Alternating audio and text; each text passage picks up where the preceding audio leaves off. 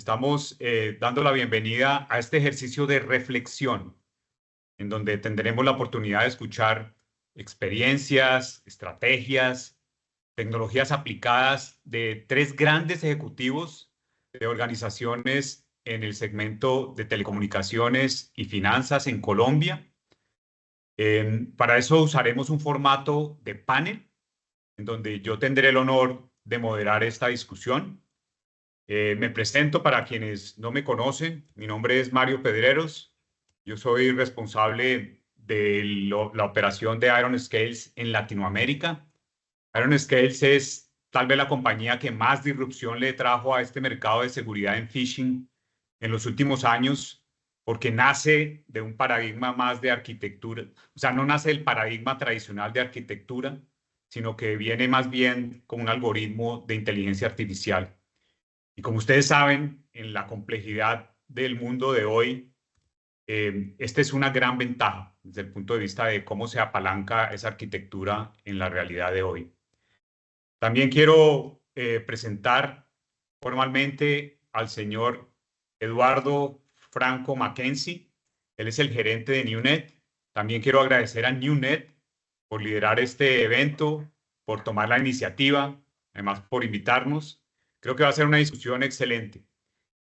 Eduardo nos va a hacer una presentación a manera de introducción para entregarle un poco de contexto al panel, para que a partir de algunos elementos que vamos a ver ahí podamos tener una discusión mucho más fluida, con mucho más contenido y para que se puedan setear algunas de las premisas que queremos validar con ustedes.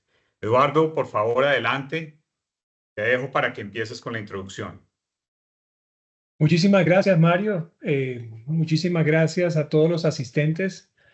Este es un formato que diseñamos en conjunto con Iron Scales, en el cual lo importante va a ser desarrollar una situación, una problemática que todos los que han atendido a esta invitación, me imagino que lo han hecho por los retos que estamos viviendo en nuestras organizaciones.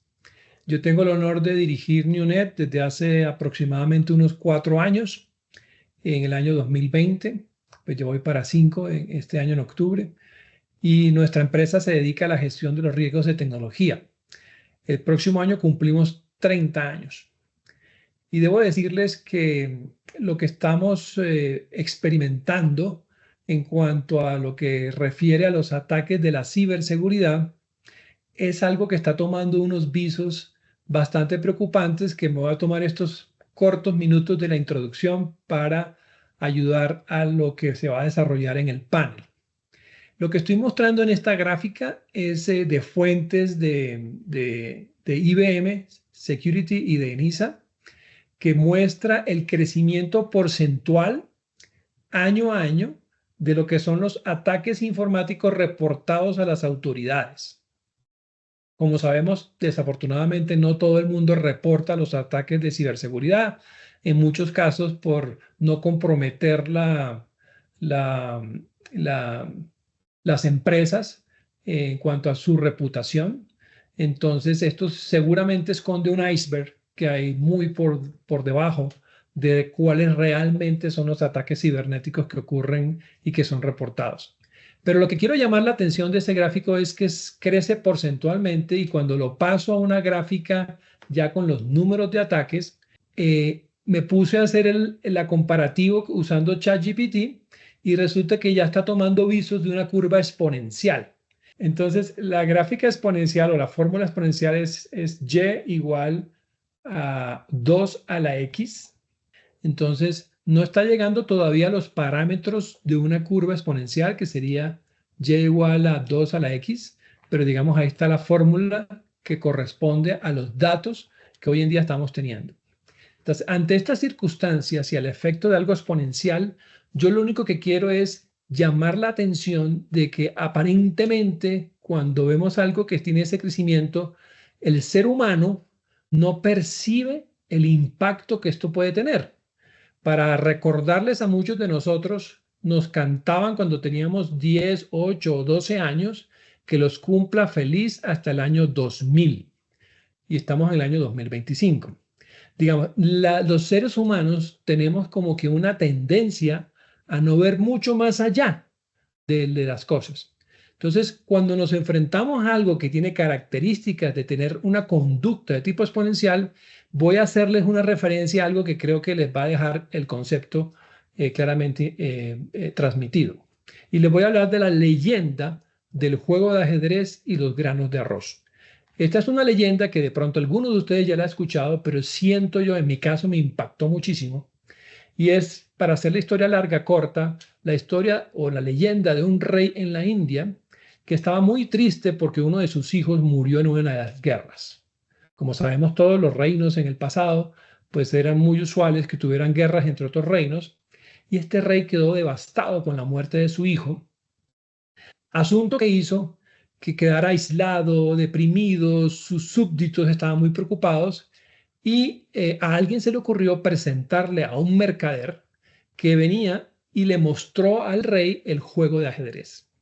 Resulta que el juego de ajedrez, que es un juego fascinante, es un juego donde uno tiene que estar mirando siempre 3, 4, 5 veces hacia adelante, y uno aprende que hay veces que hay que hacer movimientos en las fichas donde uno tiene que sacrificar de pronto un caballo o un alfil para lograr un objetivo. Resulta que ese rey quedó maravillado y quedó tan contento que le dijo al mercader que por favor que él le ofrecía al mercader, dado que lo sacó de su estado de ánimo triste, lo que él quisiera. Entonces el mercader le dijo: ok, rey, como yo sé que sus reinos tienen muchos cultivos de arroz, págueme con granos de arroz. Y la fórmula en la cual yo quisiera que me pagara es usando el tablero de ajedrez. En el primer cuadrito me coloca un grano de arroz, en el segundo cuadrito me coloca 2 granos de arroz, en el tercer cuadrito me coloca 3 granos de arroz, y así multiplicando cada vez por 2 el número de granos, duplicándolos. Cuando el mercader le dice eso, el rey se pone muy triste y le dice: pensé que me ibas a pedir algo grandioso, aquí sí me frustras y me pongo muy triste porque creo que no entendiste que yo te quería dar algo muy grande. Entonces voy a pedirle a mi administrador que te prepare un saco de arroz y te dé esos granos de arroz. Y te pido que esperes por fuera del palacio. El mercader se va fuera del palacio, el administrador se pone a contar y le dice al rey: rey, tenemos un problema. No podemos pagar los granos de arroz. Y el rey, ofuscado y rabioso: ¿cómo así que no podemos pagar? Yo ofrecí pagar esos granos de arroz, hay que dárselos. Señor rey, no tendríamos producción de granos de arroz ni en 100 años para pagar esos granos de arroz, por el poder de lo exponencial. Cada vez que yo duplico y duplico y duplico, viene ese efecto exponencial que crea un efecto que muestra que hay un rompimiento, hay un cambio de paradigma, hay un cambio de situaciones que necesitamos nosotros estar, digamos, estar conscientes de que a eso nos vamos a enfrentar. Estamos hablando de que la fórmula matemática de 2 a la 64 son más de 18 trillones de granos de arroz. Entonces, para concluir esta introducción, cuando nos enfrentamos a una situación por el estilo, tenemos que hacer algo distinto. Y en eso yo siento que nosotros que estamos en la industria de la tecnología y particularmente en la gestión de riesgos, tenemos que valernos de herramientas, de estrategias, de conocimiento, de prácticas de negocios que estén dispuestas a enfrentar un reto que es totalmente transformador y que nos implica asumir unas responsabilidades y con la conciencia de que tenemos que prepararnos para eso. Entonces, los dejo con esa reflexión, con esa motivación, para que en conjunto nos apoyemos, nos ayudemos, y dejo a Mario para que continúe en lo que sigue. Mil gracias. Este tema nos permite abrir todo lo que será como esta conversación, por supuesto, con nuestros panelistas, con quienes vamos a mantener entonces una conversación acerca de estos temas. Y antes de que nos pueda apoyar Mario por parte de Iron Scales, vamos a avanzar, por supuesto, con la presentación de nuestros ponentes. Y vamos a ver quiénes son las personas que nos van a hacer el honor de acompañarnos el día de hoy. Tenemos a Natalia Álvarez, que es la directora de Seguridad de la Información y Ciberseguridad de la compañía Tigo, ingeniera biomecánica con una maestría en Ingeniería Económica e Industrial en el Politécnico de Milán, con más de 15 años de experiencia liderando equipos de ciberseguridad, gestión tecnológica, transformación digital, con experiencia en telecomunicaciones y tecnología y un enfoque en cumplimiento normativo y ciberseguridad. Cuenta con certificaciones en seguridad de la información y gestión de riesgos. Ponente y formadora en eventos de ciberseguridad y gestión de riesgos. Muchísimas gracias. Ya vamos en un momento a iniciar la conversación. Ahora queremos también presentarles a nuestra speaker Paula Gallego, que es vicepresidente de tecnología de la compañía Tuya, ingeniera electrónica, especialista en sistemas de información, con más de 20 años de experiencia liderando la prestación de servicios a través de la tecnología en los sectores como educación, seguros, salud, energía y financiero. Ha liderado la creación de equipos y grandes transformaciones. Es ganadora del premio Global Women That Build Awards en la categoría Tech Executive, que destaca a mujeres líderes en tecnología, y miembro de la comunidad Liderazgo Mujeres en Juntas Directivas. Pero creo que ya habías presentado a Natalia, ahora estábamos presentando a Paula. Yo solo quiero destacar algo en el currículum de Paula. Ella ganó un prestigioso premio de Globant. El premio se llama, bueno, la categoría es Tech Executive. El premio se llama Women That Build Awards. Y este premio reconoce liderazgos excepcionales, capacidades de inspirar, innovación, influencia y valores de diversidad en ejecutivos de los segmentos de tecnología. Entonces, Paula, felicitaciones, de verdad. Y el último participante que tenemos en este panel es Alejandro Molina. Alejandro es CISO en Tuya. Alejandro tiene casi 20 años de experiencia, no solo como director de seguridad, sino también como director de gobierno, riesgo y cumplimiento. Ha sido también director de auditoría, gerente de seguridad y cumplimiento. Y Alejandro tiene una visión muy interesante de la estrategia de ciberseguridad en las organizaciones, especialmente en lo que tiene que ver con innovación, dinamismo y transformación. Y hay algunas preguntas que tenemos especialmente para Alejandro, que seguramente su aporte va a ser excelente. Bien, continuamos entonces.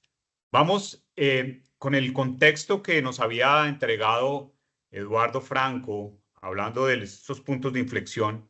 Normalmente cuando hay un punto de inflexión, siempre hay una invitación a la acción. Esos cambios en los escenarios normalmente implican tomas de decisiones, cambios, digamos, en las estrategias. Y eso es lo que nosotros estamos viendo realmente en el escenario de ciberseguridad en los últimos 2 años. Los últimos 2 años no se parecen en nada al escenario que teníamos nosotros hace 30 años. Y aquí hay 2 elementos, 2 estadísticas que quiero reforzar, que además complementan parte de la contextualización que teníamos con Eduardo en su introducción. El primero es el aumento absolutamente gigante, más del 700% en la segunda mitad del año pasado en los ataques que tienen que ver con robo de credenciales. Es un spear phishing más orientado, no se parece a lo que venía funcionando hace unos años. Es específicamente dirigido, creado con bastante sofisticación. Y la otra estadística interesante es que 98% de los ataques ya contienen un contenido de ingeniería social. Este indicador hace 2 años realmente estaba entre el 70 y el 60 y 70%. O sea, lo que pasó en el último año, en los 2 últimos años, es gigantesco. La hipótesis y realmente la justificación de por qué acontece algo como eso tiene que ver con la incorporación de la inteligencia artificial generativa. Es básicamente la disposición a todo el público de esa inteligencia artificial. Inteligencia artificial generativa pues tiene mucha historia. Desde los 70 se hablaba ya de generación de contenidos a partir de, digamos, algoritmos. Probablemente ustedes recuerdan ELIZA en su universidad. Es una aplicación de inteligencia artificial generativa. Pero realmente en el 2023, cuando OpenAI pone disponible en ChatGPT todo lo que es, digamos, la generación, la inteligencia artificial generativa, pues el acceso se multiplica y ahí empieza la complejidad a crecer. Cuando ustedes analizan gráficas, por ejemplo, del nivel de complejidad, del contenido de ingeniería social, del número de ataques, digamos, ya con éxito, van a ver que hay una correlación clarísima de lo que pasó en los 2 últimos años. Y es tan evidente ese cambio que el mismo Gartner, probablemente ustedes vieron en las presentaciones que hiciera Gartner el año pasado, normalmente las hace de sus predicciones. Todo el, es que, exacto. Esto creo que lo debió ver todo el mundo en este foro porque normalmente es parte de lo que es muy valioso en lo que tiene que ver con predicciones. Nuevamente, para el 2025, digamos, reforzando lo que ya había predecido en un año anterior, ciberseguridad es el número 1 en todo lo que tiene que ver con inversión o la expectativa de inversión de las unidades de tecnología en las compañías.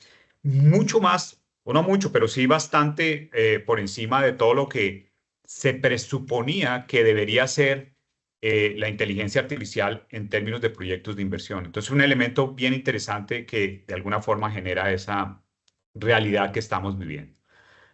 La primera pregunta es, queremos entender, y esta pregunta tal vez es la que me gustaría hacérsela a Natalia, después eventualmente, de acuerdo como vayamos fluyendo en la discusión, invitamos a Paula también y a Alejandro para que nos den su punto de vista. Pero lo interesante que queremos conocer y que seguramente el público va a querer entender es cómo organizaciones como las de ustedes enfrentan ese tipo de cambios de paradigmas, ese tipo de cambios de puntos de inflexión en el ambiente.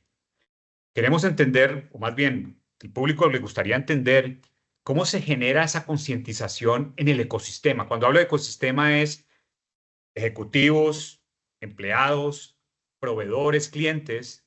¿Cómo se genera ese proceso para decir, señores, estamos en una realidad diferente? La comunicación, por ejemplo, de un proveedor debe cambiar, las tecnologías. Queremos entender si realmente ese es el sentido de urgencia de lo que está pasando realmente está embebido dentro de la organización. Y finalmente, si se asigna presupuesto para estos proyectos, etcétera. Entonces, si quieres, Natalia, te dejo con esa pregunta. Claro que sí, buenos días a todos, ¿me escuchan? Sí, te escuchamos. Bueno, no, Mario, una pregunta compleja, digámoslo así, de responder, sobre todo porque quienes nos hemos movido en el mundo de tecnología, siempre hemos venido ganando esos espacios de esas conversaciones a nivel estratégico en la organización donde se toman las decisiones de los presupuestos. Y cuando hablamos de ciberseguridad a nivel presupuestal, nadie quiere hablar de que hay un riesgo, de que nos van a atacar. A veces es difícil monetizar o encontrar un ROI para que la inversión de ciberseguridad de alguna manera tenga un retorno. Que de alguna forma quienes toman las decisiones en inversiones lo vean tangible.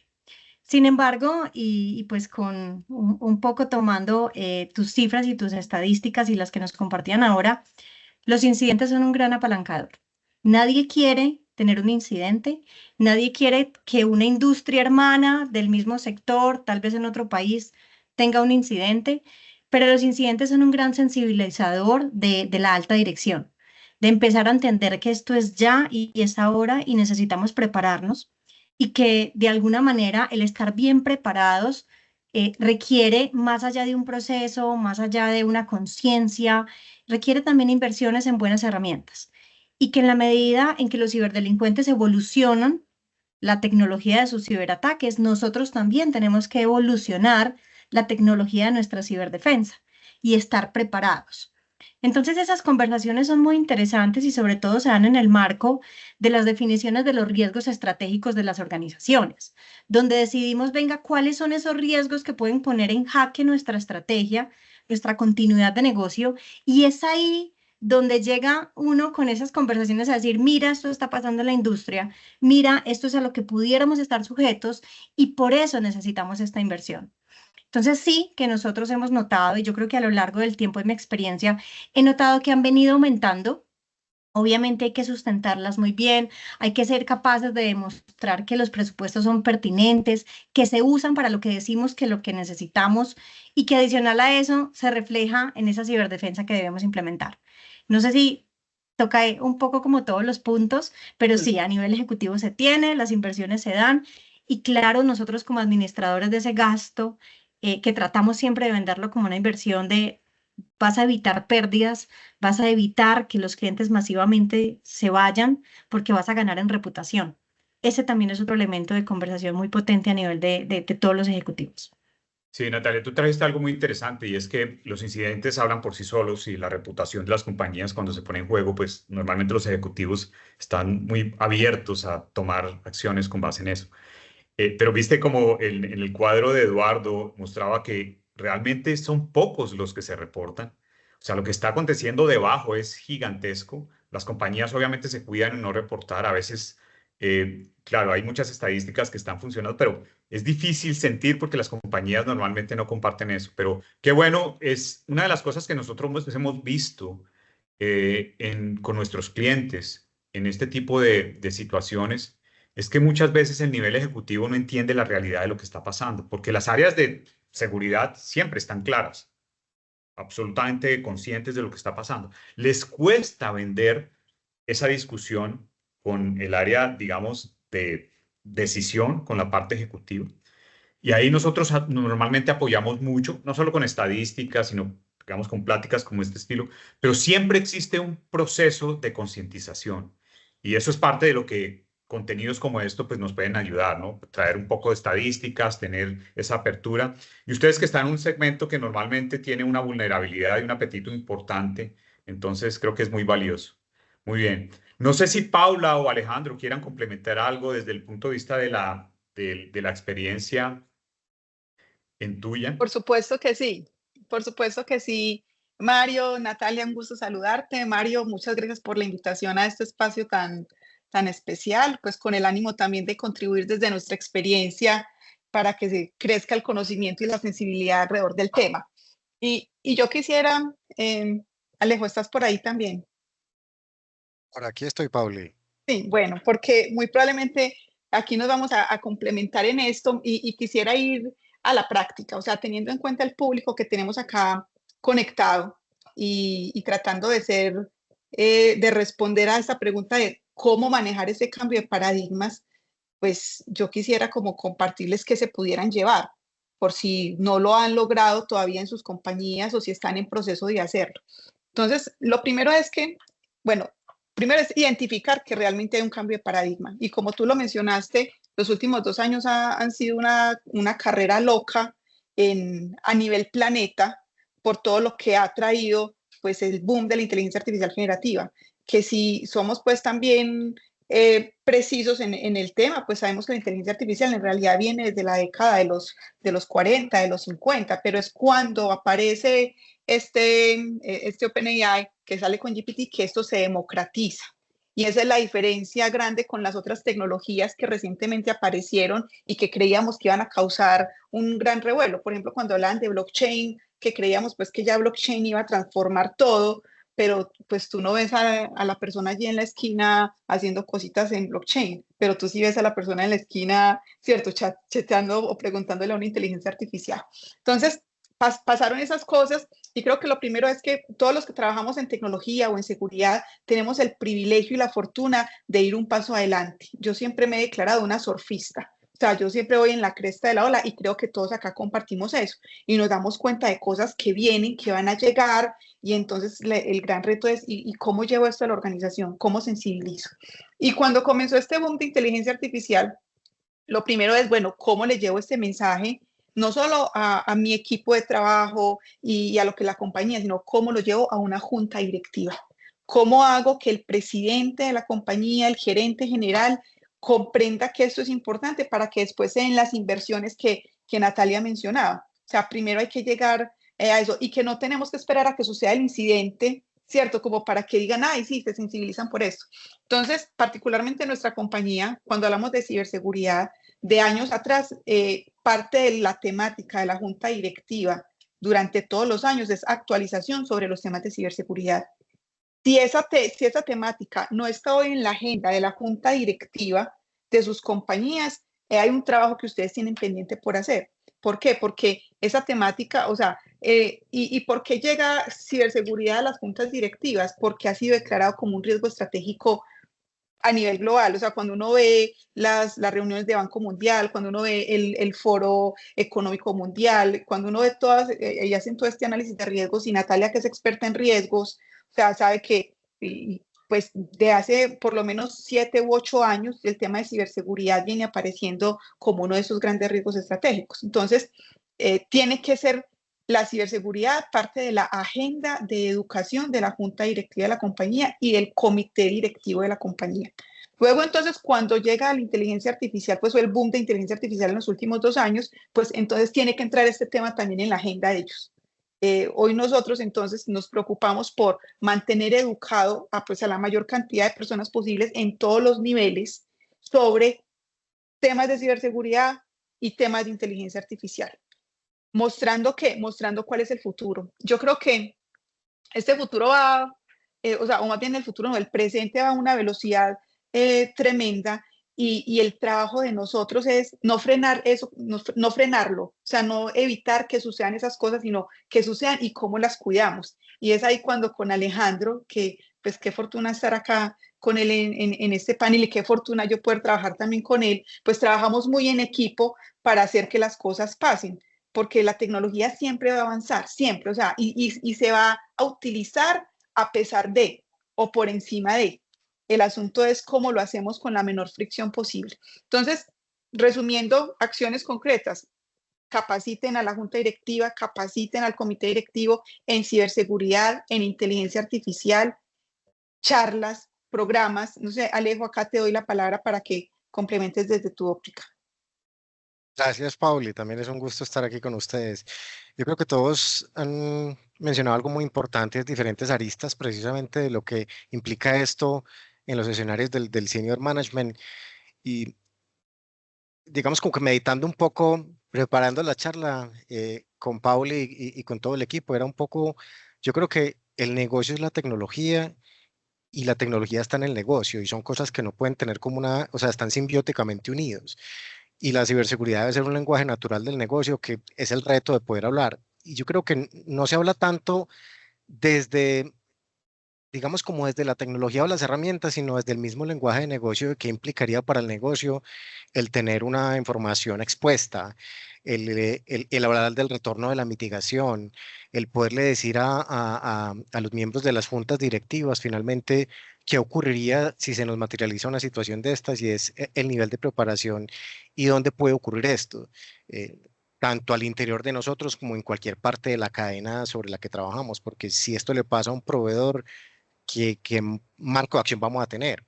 Y la eterna pregunta es, esto hay que pensar como que esto ya ocurrió, esto ya está pasando, o sea, un incidente de ciberseguridad o un evento de ciberseguridad es algo que ya puede estar pasando y que ni siquiera tengo visibilidad. Hay que partir de que el hecho ya pasó o está pasando, y cómo accionar. Es un poco como una paranoia medio controlada, pero tratar de manejar esa emoción también de cara a muchas preguntas que se van a hacer a, digamos, audiencias no técnicas.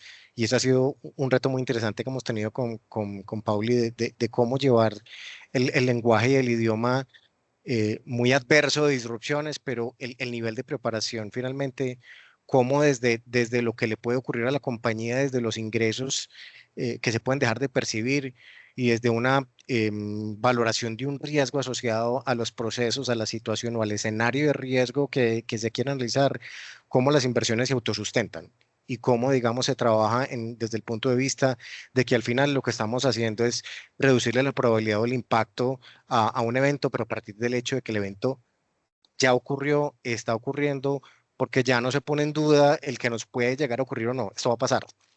Ese es un poco el mensaje que les quiero dejar aquí como reflexión inicial. Qué interesante, Alejandro. Muchas gracias, y gracias, Paula. Para Paula es más fácil, digamos, invitar a la junta directiva, porque tú haces parte de la junta directiva, ya estás adentro.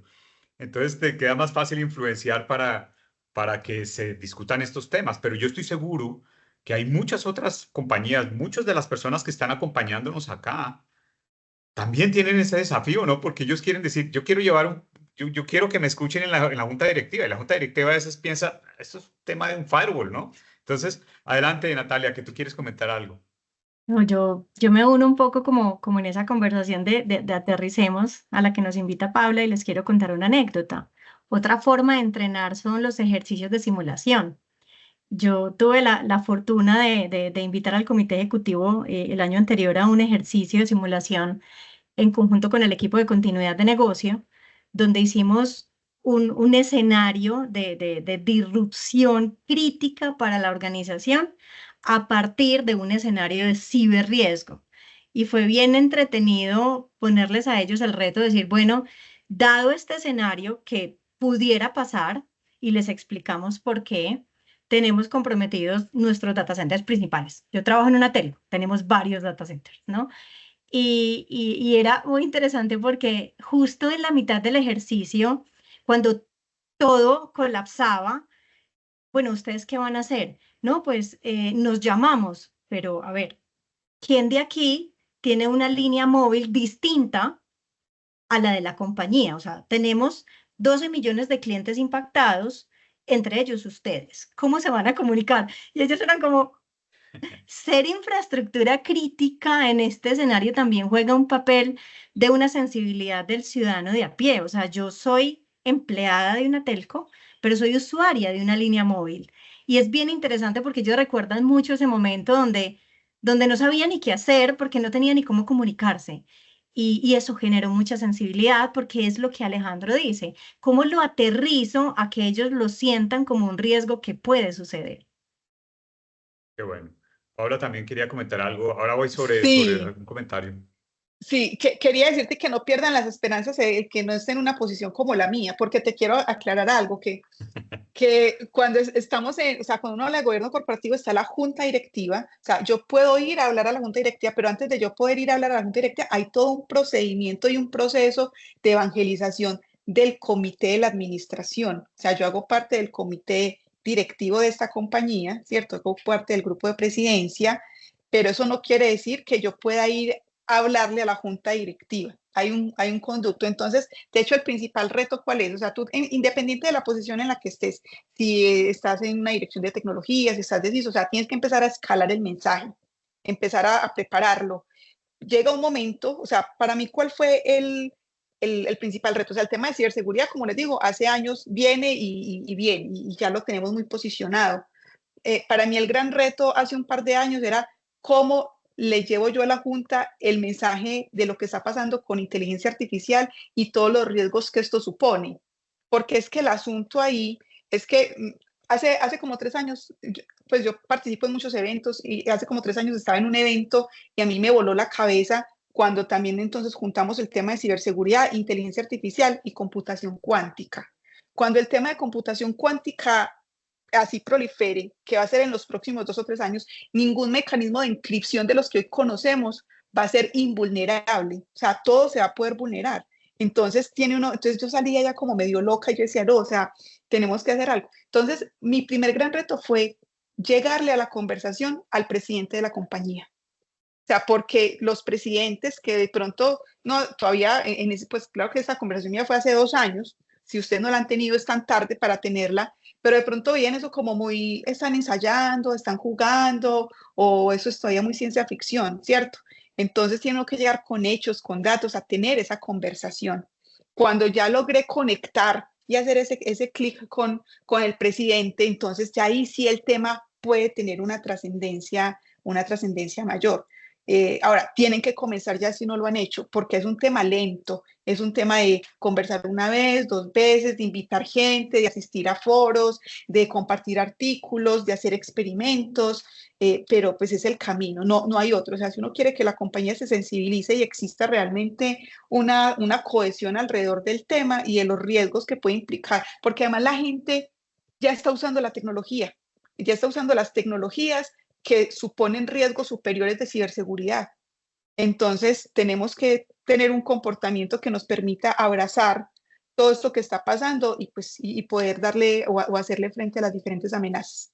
Sí, te entiendo muy bien, Paula, porque la verdad es que nosotros hemos vivido también esa ansiedad y esa necesidad de ayuda para vender el concepto en la junta directiva. De hecho, con muchos de nuestros clientes nosotros hacemos unos ejercicios lo llamamos una prueba de valor, que es básicamente demostrar cómo está siendo su infraestructura vulnerable.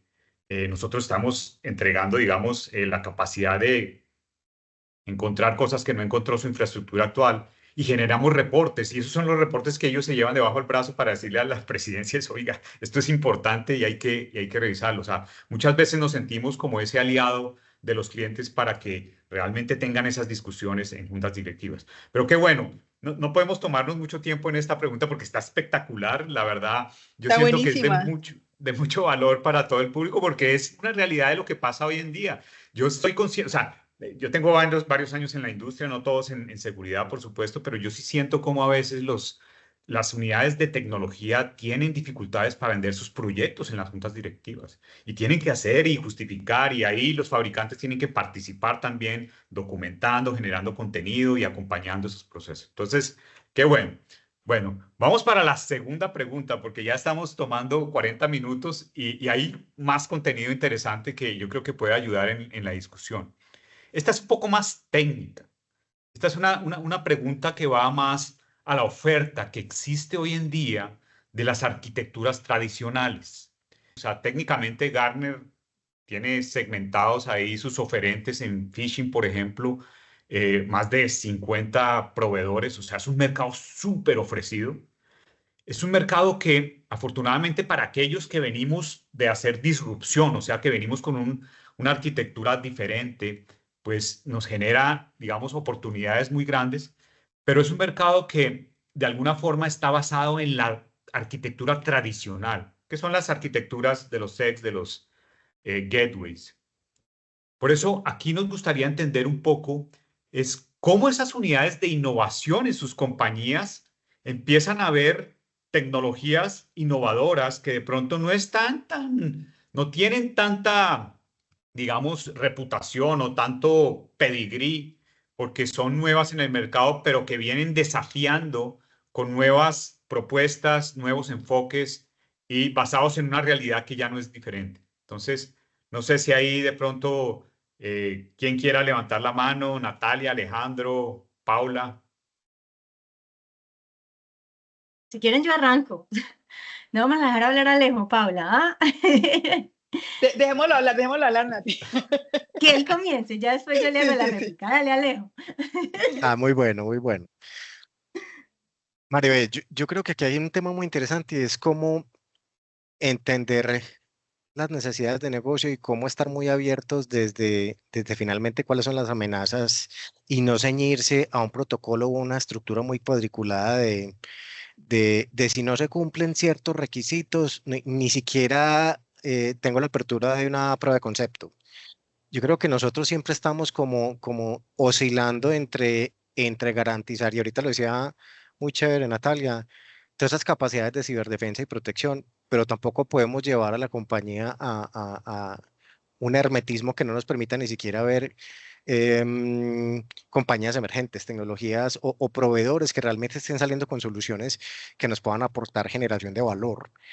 Yo creo que con Pablo y lo que hemos hecho también es muy desde unas filosofías y unas metodologías muy estructuradas de unas arquitecturas innovadoras, pues ser conscientes de realmente cuáles son los mínimos de seguridad, en el caso nuestro, desde Cyber, que nos habilitan precisamente el explorar. Porque si no rompemos el esquema mental, nos vamos a quedar siempre oscilando y orientándonos mucho hacia el lado de tengo que proteger y tengo que tener una mentalidad muy restrictiva, pero yo creo que hay que también dar el shift hacia las mentalidades autoritativas. Tengamos la autoridad y démosle el poder a los equipos controlado precisamente de evaluar qué cosas nos agregan valor y yo creo que eso es un poco flexibilizar la interoperabilidad en las arquitecturas, porque venimos de arquitecturas muy complejas. Yo creo que aquí todos estamos enfrentados a nuestras compañías no son Walt Disney, nuestras compañías son, y aquí hay gente de Bogotá, Jaime Duque, aquí tenemos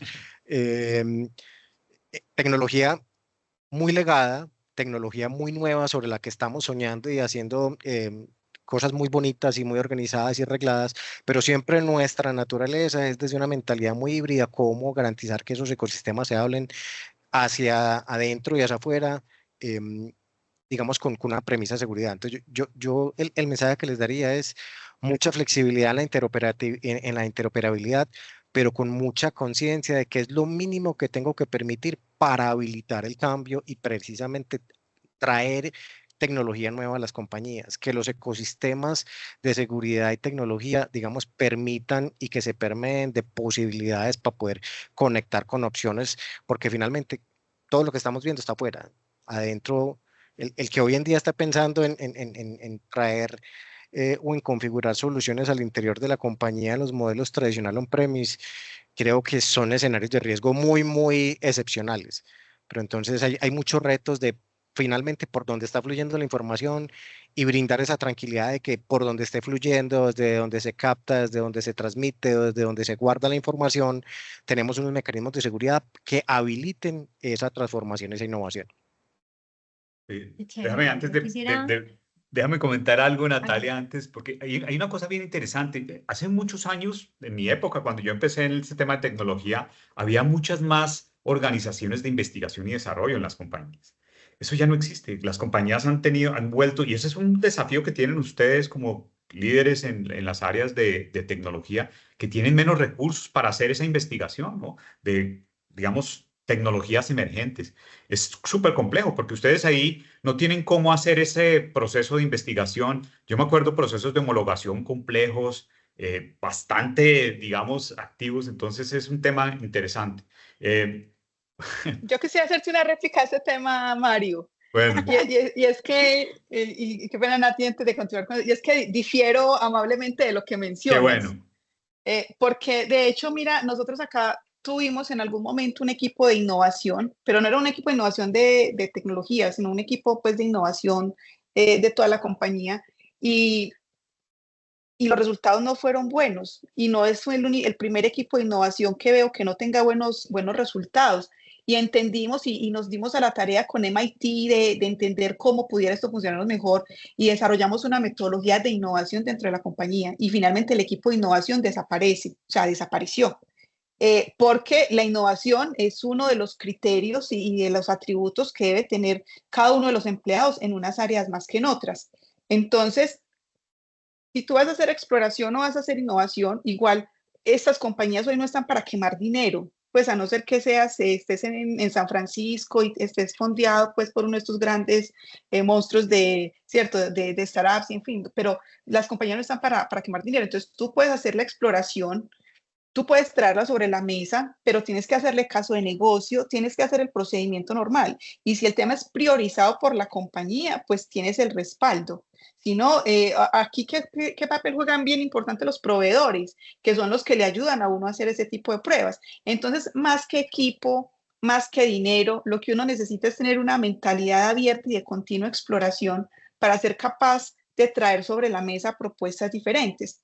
En el día a día con Alejandro nos pasa que en ocasiones puede llegar Alejo con una propuesta de alguna herramienta o algún tema de ciberseguridad y hablamos y entonces a mí me toca abrir la mente y decir, bueno, listo, hay que hacer eso. O pasa al revés que yo llego con una solución diferente, por ejemplo, cuando llegamos con el tema de inteligencia artificial generativa y el reto para Alejandro es, bueno, listo, no lo puedo frenar, ¿cómo voy a asegurar esto? ¿Cómo voy a mitigar el riesgo? Entonces exige un trabajo conjunto, porque puede que a veces incluso proliferen las innovaciones, pero si el área de ciberseguridad no está conectada con ese espíritu también de exploración, hasta ahí llegamos. Entonces es cómo se trabaja en equipo para lograr que esas cosas florezcan. Gracias, Pablo. Después tengo un comentario para... Adelante, Natalia. No, yo quisiera como recoger un poco las ideas porque me parece muy interesante esta discusión. Y volviendo al tema de los vendors, yo creo que para las compañías que son nuevas, hoy encuentran una oferta de unos vendors que tú los mostrabas inclusive en la línea, donde ellos quieren atender con una única suite llena de funcionalidades, múltiples amenazas, ¿cierto? Entonces tú empiezas a entender, bueno, qué bueno poder tener todo esto. Es una estrategia también, se conoce como vendor locking, donde si tú ya te montaste en una marca es difícil cambiar. Compañías que llevamos tal vez más de existir, hemos visto evolucionar estas marcas y empezamos a ver como que ellos empiezan a tener nuevas amenazas y se empiezan como a traslapar. Entonces ya uno encuentra ahí el camino de, pero es que esto ya también me sirve para esto, pero entonces, ¿cuál uso y qué dejo de usar de esta otra herramienta? Y ahí hay ineficiencias, porque tienes que tomar decisiones. Pero eso tampoco garantiza que ellos cierren el gap completo. Y ahí yo voy a un elemento que Alejo mencionó ahora y es, conoce tu negocio, conoce tu superficie de ataque, cuál es el espectro de las amenazas que tienes y revisa si tienes una herramienta, una tecnología, un proceso que atiende esas amenazas. Y es ahí donde encontramos estos otros vendors que llegan con nuevas formas de hacer las cosas a llenar esos gaps. Entonces yo creo que sí hay que estar muy abiertos a decir, tengo unas herramientas, pero entiendo mis riesgos, entiendo mis amenazas y trato de resolverlas de una manera innovadora, intuitiva. Voy y busco el vendor, voy y busco la solución que al final en el end-to-end de mi cadena de valor de mi ecosistema digital me lo resuelve todo, porque es que no solo soy yo, es cómo me cómo tengo mis aplicaciones que se conectan unas con otras, cómo me relaciono con los terceros. Entonces ya no solo es dónde están mis datos aquí, en mi on-premise, no, yo ya tengo un ecosistema en cloud, pero también me conecto a través de APIs, también tengo microservicios. En un mundo, Paula y Alejo se mueven mucho en el sistema financiero, yo me muevo entre el mundo de los servicios y de la tecnología de la operación, entonces métele el mundo de la IoT, donde tú ya tienes que también tener elementos de cómo proteges otra superficie de ataque distinta. Entonces es bien interesante nunca perder de vista nuevamente, cuáles son las amenazas de tu negocio y cómo las estás cubriendo, independientemente de si es uno, dos o tres, es cómo casas eso de la manera más eficiente. Está clarísimo. Y voy a tomar ahí un comentario que hiciste tú de aquellos fabricantes que quieren hacerlo todo bien y en su stack de seguridad, digamos, atienden todos los segmentos, pero esto es tan dinámico y están saliendo, digamos, contingencias que, digamos, la otra propuesta, que es aquellos que hacen compañías pequeñas emergentes, que son específicas, digamos, que son absolutamente expertas en una rama y que hacen un esfuerzo bien para complementarse. Creo que es una alternativa interesante. No, el paradigma de tener una compañía que es buena en todo no existe. No existe. La especialización creo que en el mundo de seguridad es fundamental porque, como ustedes saben, es muy dinámico. Cada vez que se abre un espacio, ahí viene una oportunidad. Eh, También quería tomar un comentario de Paula muy interesante y es cómo el rol del fabricante, del que, digamos, de estas compañías emergentes, participa en el proceso de innovación. Ese es uno de los elementos interesantes y estoy de acuerdo contigo cuando decías, cuando decías que no estabas de acuerdo conmigo con el tema de que las unidades de investigación y de innovación habían, digamos, ya eran menos, pero tienes razón porque técnicamente se ha delegado mucho en los fabricantes y los fabricantes ya tienen, digamos, metodologías, estructuras, contenidos, procesos para acompañar esos procesos. Entonces, qué bueno. Bueno, vamos a la tercera, a ver si alcanzamos en estos 8 minutos que nos quedan, a ver rápidamente. Este tiene que ver más con el tema de deepfake. No me va a tomar tanto tiempo en el contexto, porque quiero entender desde el punto de vista de ustedes qué tanta sensibilidad tiene también la organización en el concepto específico del deepfake. ¿Por qué? Porque las encuestas, digamos, para los ejecutivos de IT, todos dicen sí. Ahí se mostraba 94% ya saben que está, ya saben que lo tienen. Pero en muchos de los clientes nuestros, especialmente en Latinoamérica, no sienten que los deepfakes realmente estén impactando.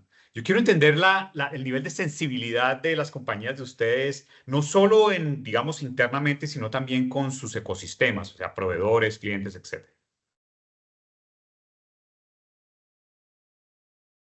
Alejo. Hágale, me Sí, lanzo todos yo. miramos a Alejo. Todos me miran Tengo un como, montón de respuestas. Dale, Alejo. vea, yo les tengo un reto también y es una lectura un poquito distinto de lo que está ocurriendo y es, Si nosotros no estamos viendo el deepfake o no lo estamos utilizando a favor, ya vamos muy tarde. Yo creo que el mensaje aquí es cómo apalancamos también todas esas tecnologías técnicas, tácticas y todo lo que está utilizando un adversario afuera, pero cómo lo estamos utilizando para la bondad al interior de la compañía, desde un programa de seguridad que realmente tenga, digamos, una exigencia profunda y rotunda de lo que es culturizar a todos los actores internos, externos, y es realmente utilizar estas suplantaciones de voz, de video, hasta escrita, en favor de crear una cultura adecuada en todos los actores. Yo creo que es importante desde los mismos ejercicios que ahorita hablaba Natalia, y, hay un tema interesante de simulacros, pero en el día a día, en las cosas cotidianas, yo creo que hay que volver extraordinario la capacidad de las personas para poder detectar cualquier desviación, que le toca una emoción. Y lo mejor que le puede pasar a uno es suplante su voz. ¿Alguno de ustedes han hecho ejercicios con la voz de ustedes, con sus propios equipos, tratando de ver si los equipos realmente eh, entregan información o qué manejo le dan a alguien que llama haciéndose pasar por ustedes con un número distinto pidiendo la información a tu equipo? Entrégame la planta de empleados del mes pasado, o ve cuánto es que le estamos pagando a este proveedor, cuál será el correo de la financiera, que es que te estoy resolviendo un tema de una orden de compra. Cosas tan cotidianas que realmente le permitirían a las compañías crear una conciencia distinta de que eso no es un sueño, eso no es una acción, eso es una realidad a la que tenemos que reaccionar, adaptándolo a la cotidianidad de las operaciones de nuestra compañía en todos los frentes. Ustedes ahorita han hablado una cosa muy interesante de la innovación, y yo quería retomar las dos porque al final esto está como muy de cara a la innovación, y es finalmente la innovación sos vos, y sos vos en cada una de las áreas de la compañía. Lo estamos viendo, digamos, como circunscrito a tecnología, a seguridad, pero al final esto afecta toda la compañía. Toda la compañía finalmente tiene que estar con una mentalidad de innovación, y ahorita tú mencionabas el de las áreas de innovación. Las áreas de innovación ya están mandadas a recoger. La innovación somos todos. Creo que eso es un poco lo diferente, y es cómo garantizar y dar pautas para que esa innovación, y en este caso particular de utilizar esa inteligencia artificial para suplantar la voz, nos agregue un valor de preparar y tener a las personas listas. Ojo con los terceros. Los terceros hay que involucrarlos muchísimo en estos ejercicios, porque los ataques ahora, ¿en dónde están concentrados?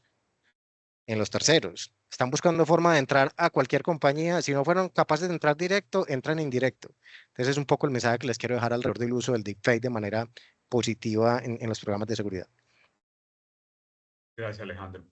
Natalia o Paula, Claro. ¿algún comentario, complemento? No, yo quisiera Sí, solo dale. quisiera sumar un poco a la invitación de Alejandro desde el entrenamiento. Creo que es muy importante entrenar en cómo reconocer. Hay herramientas que te ayudan, dar, como diríamos en Colombia, esa malicia indígena a quien efectivamente recibe el correo, recibe la llamada. Ese entrenamiento es muy importante. Sensibilidad, por ejemplo, en mi organización la hay desde el punto de vista del entrenamiento, pero también porque hacemos parte de la cadena de defender a la sociedad y a los ciudadanos en contra de esta amenaza que es tangible y que al final busca en la suplantación de la identidad un lucro, una estafa, un propósito mayor. Entonces, trabajamos muy en la cadena con las entidades financieras, con la Policía Nacional, porque al final somos el medio sobre el cual hace parte la estafa. Se recibe la llamada, se recibe el mensaje, se suplanta el WhatsApp. Entonces, ¿cómo no solo educamos nuestros empleados, educamos a la sociedad y hacemos parte de que esto es una realidad que ocurre y que tenemos que participar de la solución, pero al final la decisión está en quien da el clic y recibe la llamada y después del correo con técnicas de deep phishing y entrega la clave del banco o de alguna manera pues obtiene ese beneficio para el atacante. Entonces, la sensibilidad está un poco por todos los lados, por la capacitación, porque hacemos parte también de la solución. Muy bien. Paula, ¿algún comentario? Sí, uno breve, y es que si esto ya es una realidad, es como cuando tú eres la policía y vas a perseguir al ladrón y él va en un Bugatti. O sea, sí o sí tú tienes que comprarte otro Bugatti. Entonces uno puede mirar es cómo se defiende contra un deepfake, pero entonces también hay que tener herramientas potentes y poderosas que te ayuden en la protección y en la detección, porque sabemos que es la principal herramienta que hoy se está utilizando como parte de la ingeniería social y sabemos que nosotros los humanos somos los más vulnerables precisamente en esta cadena. Entonces nos tenemos que ayudar, o sea, capacitemos, pero también tenemos que mirar cómo nos dotamos de herramientas también para estar a la par con los que pueden ser nuestros atacantes. Sí, creo que hay un Y cómo consenso. colaboramos entre industrias también, porque Un a veces trabajo no tenemos colaborativo, Sí, el Nati. camino, absolutamente. exacto. Qué bueno que podemos generar esa intención de colaboración. Pero les quiero compartir que nosotros lo vivimos con los clientes. Nosotros tenemos también una modalidad, digamos, de concientización de todo lo que se llama el SAT, el Security Awareness Training. Ahí tenemos mucha tecnología que también digamos, que se complementa con la inteligencia artificial para generar contenidos customizados específicamente. Y en esos procesos de concientización, todas las campañas de simulación es algo que aprecian muchísimo todos los clientes. Creo que es el gran diferenciador y el gran complemento para resolver ese desafío tan grande que tenemos, que es exactamente el eslabón más débil, es el humano. Creo que la tecnología ha llegado a un punto que es bastante confiable, los procesos también, pero infelizmente, como ustedes saben, el factor humano es el gran desafío. Bien, estamos a un minuto. Yo solo quiero agradecerles a ustedes. Creo que es muy valioso el contenido para la gente que está acá. Creo que es valiosa la experiencia de ustedes. Pues son grandes ejecutivos. Y la verdad, nos gustaría abrir de pronto para alguna pregunta que tengan. Ya estamos sobre las 11 de la mañana, entonces difícilmente algunos ya se tendrán que ir, Mario, pero si hay alguna pregunta, bienvenida. gracias, Mario. Efectivamente, tenemos varias preguntas en el chat. Entonces, una de las preguntas que nos hace Pedro Pablo es, bueno, el auge y uso de la IA generativa debe estar acompañado de una muy buena postura de seguridad al interior de la empresa. ¿Qué opinan ustedes? Por favor, Tenemos que gracias. acompañarla en 3 frentes. Uno, usar herramientas que usan la inteligencia artificial, entender cómo las usamos y cómo las cuidamos y cómo las protegemos. Usar herramientas de inteligencia artificial para la ciberdefensa, porque, como decía Paula, el Bugatti está al otro lado también utilizando inteligencia artificial para atacarnos, pero también cómo cuidamos el ciclo de vida de desarrollo de la inteligencia artificial en esos emprendimientos, en esas innovaciones adentro, y yo cómo cuido el repositorio de datos de entrenamiento, cómo cuido y hago ejercicios de seguridad en el mismo desarrollo, cómo evito que mi inteligencia artificial sea engañada. Entonces, en los 3 elementos tenemos que cuidar. Lo pondría así para ser breve. Muchísimas Yo les gracias. agrego algo súper concreto Sí, también y es, yo creo que hay que ver y entender la inteligencia artificial como una identidad digital que hay que proteger. Porque, digamos, los mecanismos de protección que tenemos en las compañías, digamos, tienen como una cobertura de una extensión y una población, un universo bien particular, pero al final la identidad digital es otro actor más que entra en el ecosistema en diferentes aspectos. Y Nati tocó una cosa muy interesante y es cómo apalanca procesos de eficiencia en desarrollo seguro, cómo apalanca casos de uso a nivel de productividad, pero al final la inteligencia artificial es una identidad que se puede consumir en los diferentes escenarios multimodales naturales que ya tiene la inteligencia artificial y sobre la cual tengo que aplicar una serie de reglas de protección a lo que le alimento y a lo que saco de la inteligencia artificial. Y ahí, en un lenguaje muy agnóstico, todo lo que tiene que ver con controles de navegación muy fuertes, un tema de un DLP orientado a cuál es el valor y cuáles son las palabras o cuál es la información crítica de la compañía que tengo que perfilar y tengo que etiquetar para que cuando interactúe con la inteligencia artificial no ponga en riesgo la información de la compañía bajo diferentes contextos, programáticos, individuales, personales, cuando la gente lo utiliza en el día a día a través de diferentes mecanismos y tener una definición muy clara de políticas y gobierno alrededor de la IA. Porque si no se establece, o sea, la IA es mucha, pero al final, ¿cómo también le voy dando un control y un camino de orden a la compañía? Porque si no, empezamos a utilizar diferentes modelos, diferentes tecnologías, y ahí sí la responsabilidad de nosotros es empezar a establecer un camino concreto de cuáles son los principios que sí debemos cumplir. Porque pues los modelos son muchos, como les decía, pero al final es cuáles son los que más se adaptan al ecosistema que ustedes tienen, donde naturalmente la interconexión y la convivencia con sus ecosistemas de seguridad sea lo más dócil posible, sin demeritar que sea un reto grande el alinear todas estas tecnologías. Ese es mi mensaje final. Nos dice Andrés, hoy la ISO 27001 de 2022 ya pide inteligencia de amenazas. Nos pregunta, ¿qué herramientas ofrece Nunet para atender este nuevo requerimiento de la ISO? Y pues no sé si podemos aprovechar a Eduardo, si nos puedes también apoyar en responder brevemente esta inquietud que nos dejan en el chat, por favor. Gracias. Básicamente, Nunet en sus 30 años opera en los 3 grandes frentes que se requieren, que es la consultoría, los controles y el monitoreo. Entonces, por supuesto, al estar certificados ISO 27001-2022, sabemos que la norma nos exige la cacería de amenazas y allí nosotros desarrollamos no solamente herramientas, sino las prácticas para poder desarrollarlo, fundamentados en que somos miembros del FIRST, que es el foro de equipos de atención de incidentes de ciberseguridad, y allí ofrecemos esos servicios. Vamos con la última pregunta.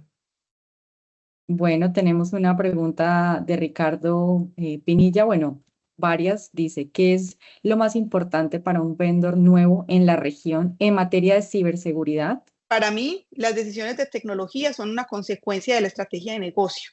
Entonces, si el negocio, si la estrategia de negocio, las aspiraciones, lo que queremos hacer, el apetito de riesgo, y pues si los productos y servicios y cómo le queremos llegar a nuestros clientes tienen como consecuencia que tenemos que tomar una decisión A, B o C sobre una nube, si es híbrida, si somos multicloud o algo, es algo que desde tecnología pues tendremos que gestionar y desde seguridad tendremos que mirar cómo habilitamos, pero no es que yo mañana amanezca con ganas de decirle a esta compañía es que tenemos que ser multicloud. De hecho, les cuento que con respecto al tema de multicloud es una de las cosas que yo más he evitado. El nivel de complejidad y la superficie de amenazas, o sea, se incrementa de una manera tremenda. Si somos híbridos, yo creo que el mundo ha demostrado en los últimos 10 años que mucha gente que quería estar 100% en la nube, a no ser que haya sido un nativo de nube, pues estar allá.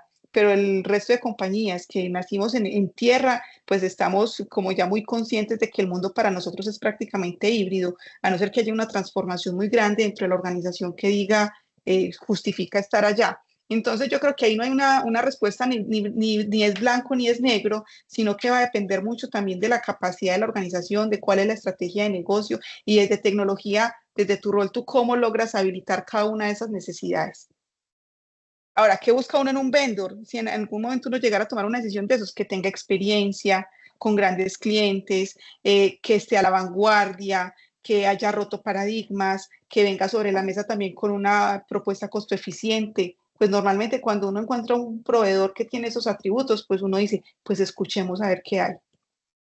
Bueno, yo les añado también una cosa chiquitica, también muy también desde filosofía y concepto, pero muy aterrizado en el riesgo. Es, en la medida que tengas más vendors de cloud, pues estás multiplicando el riesgo por los N proveedores que tengas. Entonces el carve out en escenarios multicloud va en contra de tener, digamos, una postura mucho más controlable. O sea, gestionar el riesgo a nivel de la superficie se está volviendo muchísimo más complejo.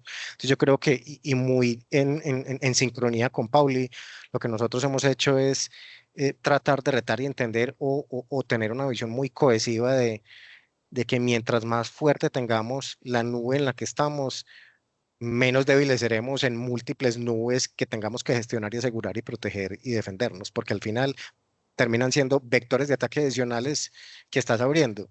Entonces, es mi mensaje alrededor del multicloud. Bueno, yo creo que ya nos pasamos 10 minutos de la hora. ¿Verdad? Yo solo quiero cerrar agradeciendo a Paula, Alejandro y a Natalia porque creo que el aporte fue excelente, creo que se cumplió el objetivo de compartir esas experiencias con un público que estuvo muy pendiente, todavía tenemos más de 40 personas. De verdad les agradecemos mucho y por favor seguiremos tratando de estar con ustedes para que nos compartan muchas más experiencias en todo este tema de seguridad que es tan interesante, tan dinámico y que nos trae tantas cosas para el futuro que todavía ni sabemos que venden. Gracias a Nunet, gracias Eduardo y gracias a todo el equipo y gracias por la invitación, por tomar la iniciativa y bueno, nos veremos pronto en otro evento. Gracias, cuídense. Muchas gracias, Buen hasta día, luego. que estén Que muy estén bien. bien, feliz día.